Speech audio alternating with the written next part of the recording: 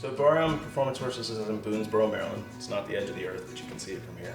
To me, it's beautiful. We've got mountains. We actually can see the original Washington Monument up on the mountain here below South Mountain.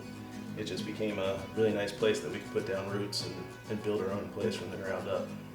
Barham Performance Horses is a little farm my brother and I put together. We're into the sport of reining, so we breed, raise, and show reining horses, mostly on the East Coast. We have probably about 34 horses out here right now. Everything from brood mares bred all the way up through the process to finished show horses. So going back to the beginning, I was into Western pleasure and kind of all around type stuff, and my brother put me on a reiner. I had one reiner, put him through, sold him, and then he put me on this little mare, Dawn, and Starlight Till Dawn is her name. And he just basically let me ride around a little bit, told me to stop one time, and I just said how much. And that was pretty much the start of it. Monster started out, Jason Charles started him as a 2-year-old, and he got injured, and then I bought this place. I put him with a guy by the name of Josh Miller, who took him out, showed him first show, I think it was the Carolina Classic, and he won the Rookie Pro on him. And he's like, hey, I think we actually have something here. So Monster became the first horse I ever took in an NRHA class.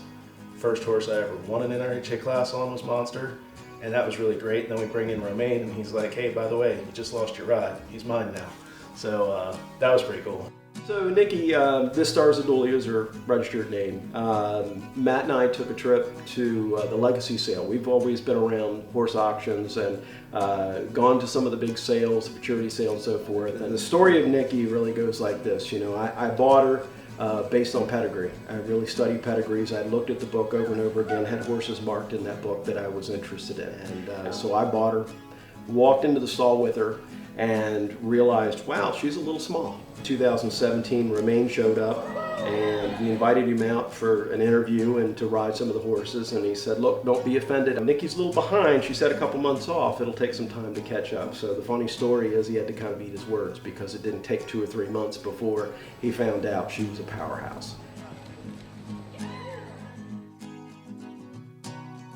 Breeding program, basically what we're trying to do is ideally get Barham on the map, you know, like anybody else. You know, we want to be a top 10 breeder. I want to be a top 10 trainer. Matt wants to be a top 10 owner, top 20 at least, you know.